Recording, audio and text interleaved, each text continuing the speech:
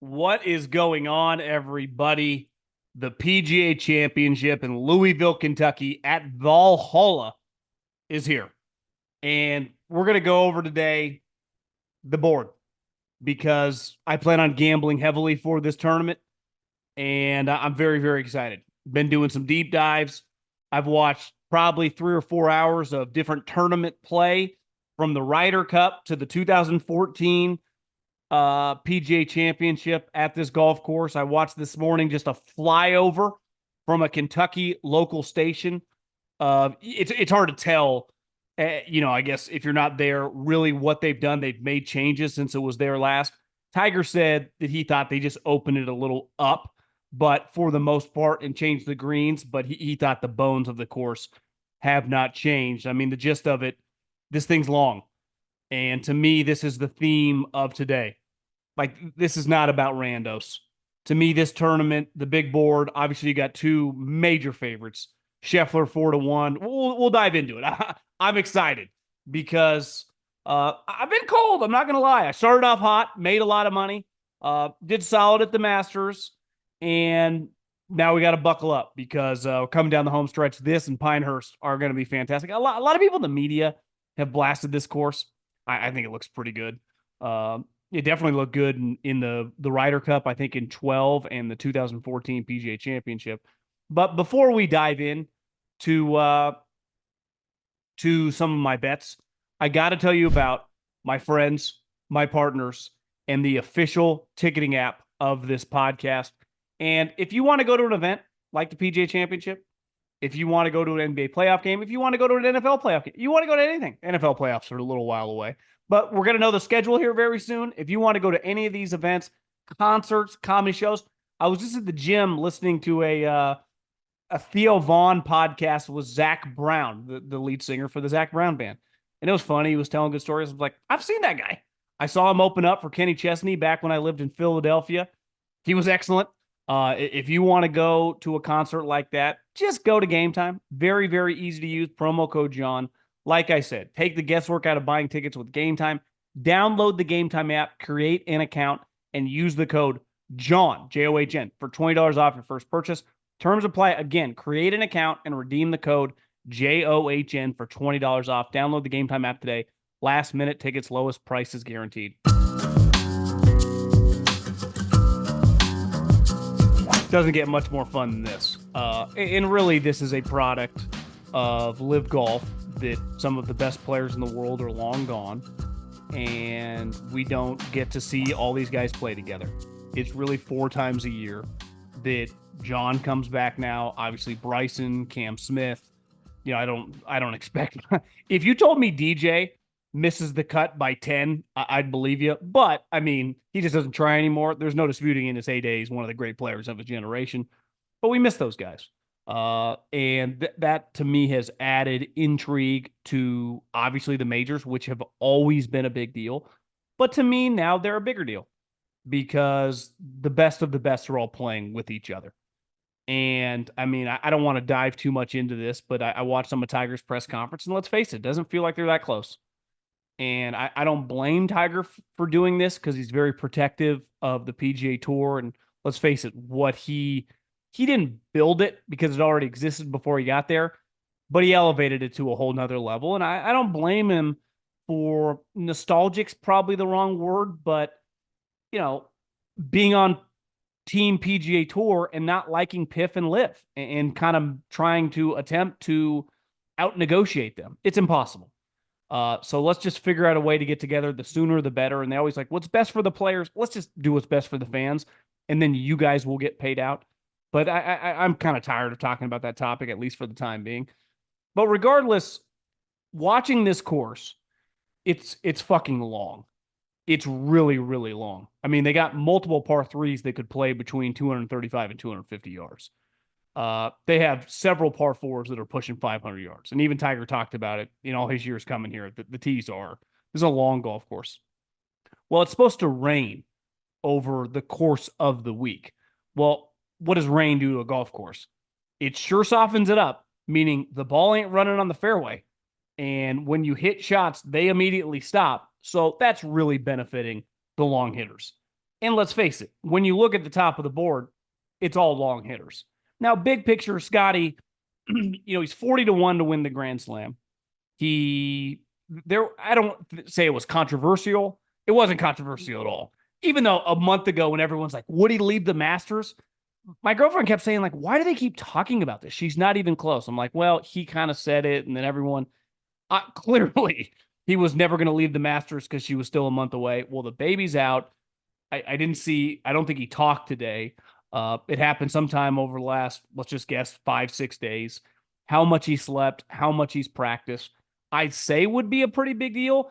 But we saw him win the Masters, fly home to see his pregnant wife, get back now it's a private jet, but still, fly back to RBC and win that thing. So I wouldn't put anything past him. If you told me you want to bet on Scottie Scheffler, I don't blame you. The problem is the only positive odds you get after winning is he's plus 105 to top 5. He's minus 190 to top 10. I mean, that is absurd. But he's earned those odds. To me, he's a stay away, not because I don't believe him and not because I don't think he can win. He's just bound. History would say, even in golf, if you're an all-time great player, if you win at like a 20% clip, you're like one of the greatest players to ever touch a golf club. So I'm just betting against the odds of the baby, little off, going to have an off tournament. That still could be 7th.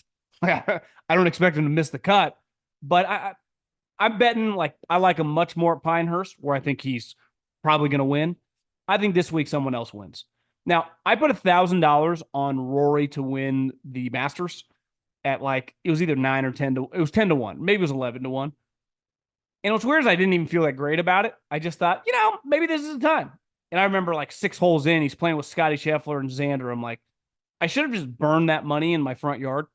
Thank God for Xander, who top 10'd and ultimately essentially broke even. But it's hard not, and I watched, I would say up until about hole 15 when it was clearly over, he turned up a level that looked like Tiger in his prime, or what Scottie looks like. It was just, holy shit. Now, he's won at Quail Hollow a bunch, but that level of golf that he played on Sunday against Xander, and you can say, well, Xander never wins. Yeah, I mean, I understand that, but he didn't barely beat him. I mean, he was 8 under in a 9-hole stretch. It was insane. He's hitting the ball 350 yards. His wedges were fantastic. He was making putt after putt. He had a sand shot that he chipped it in for eagle. If you want to put some money on Rory, I think, listen, he won here the last time they played the PGA. It's even longer this time. I would say him or Bryson are the longest guys playing. He's plus 750. It would not shock me. I think it's a borderline lock that one of these two guys are within the last three groups on Sunday.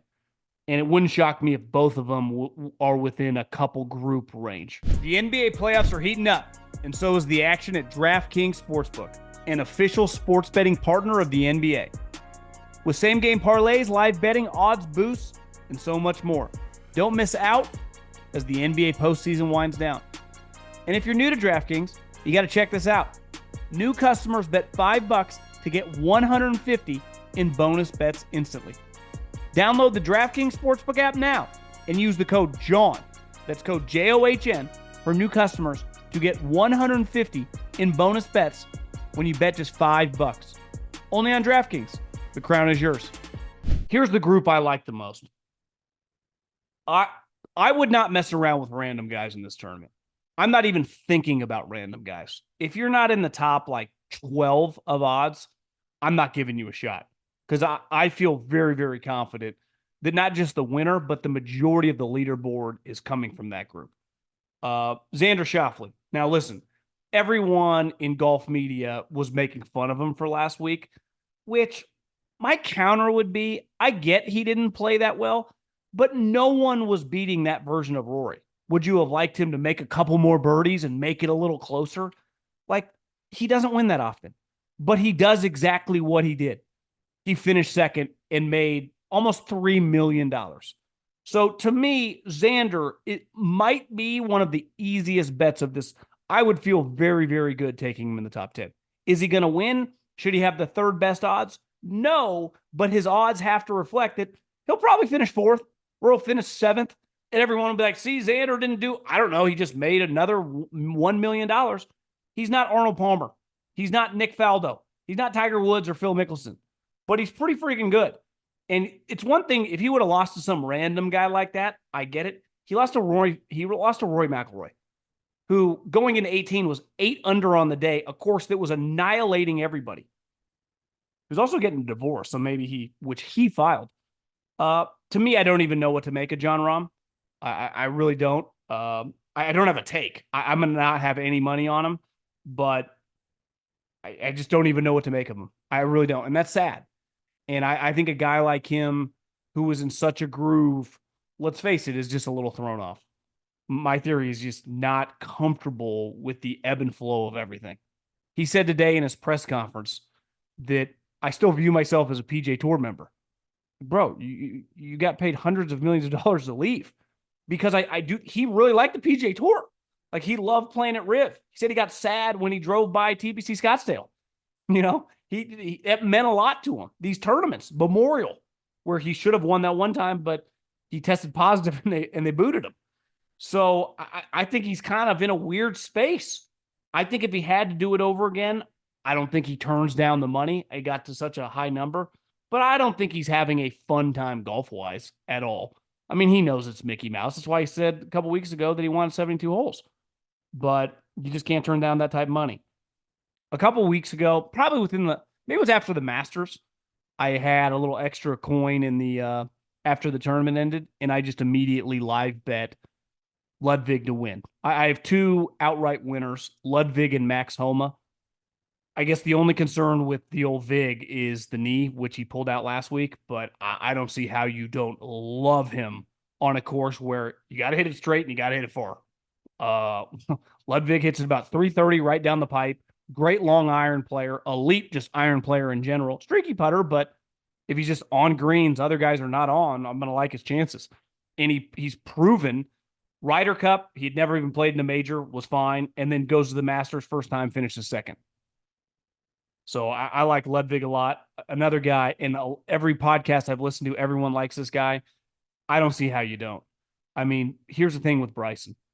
He's pretty straight now off the tee, and he basically hits it farther than everybody. This is also a course where you're going to have to hit, for these guys, 6, 5, 4 irons. Well, who's one of the best players hitting those irons going? Scottie Scheffler, and this guy. So I just like my chances with Bryson with a long iron in his hand, because if he has a 5 iron in his hand, that probably means you have a 5 wood, maybe even a 3 wood, right? His 4 iron's going 245 yards. So it's a big, big advantage for Bryson. I love Bryson for top 10 bets this week. I don't know if he wins, but I definitely see him in the mix. I mean, you can get him plus 260 right now on DraftKings. There's a little parlay, top 20 parlay. You can get him and Max Homa. You can get Homa plus 130 and Bryson plus 125 to top 20. I think both those guys are going to be really good. That's about where I stop. I mean, this is the group. Scottie, Rory, Xander, Rahm, Koepka as well. Everyone's on Koepka, rightfully so. He's the defending champ. He's won this tournament 3 different times. I don't discount him. I'm going to have a little exposure to him. But this is the thing with the live guys. Like, the one thing with Bryson is I feel he's much better just like once he gets in a good place as he was in the Masters. Like, he had not played well there and it's kind of figured something out. He's got these new irons that are like 3D printed. I don't even know what the hell that means, but it clearly works for him. Brooks apologized after the Masters that he let his team down, that he wasn't quite prepared. Then he goes and he wins at Singapore. I heard someone say it's actually a longer course over there. I had money on him in the Masters, and I was immediately disappointed. I'm probably going to do it again just because I feel like you're obligated. But I feel much more confidence for whatever reason in Bryson and Max Homa, because I think Max is another guy. One, his PGA Tour tournament wins have been, I remember when he won in Washington, D.C. a couple years ago when the Wells Fargo was there. It was freezing cold. It was pouring rain. He wins in tough conditions. He won at Riv, won at Torrey. Like, this is a guy that's just comfortable in tough, long golf courses. And now that he's got the monkey off his back a little bit, that he can play well at majors, honestly, you could argue of the entire group, he has the longest odds.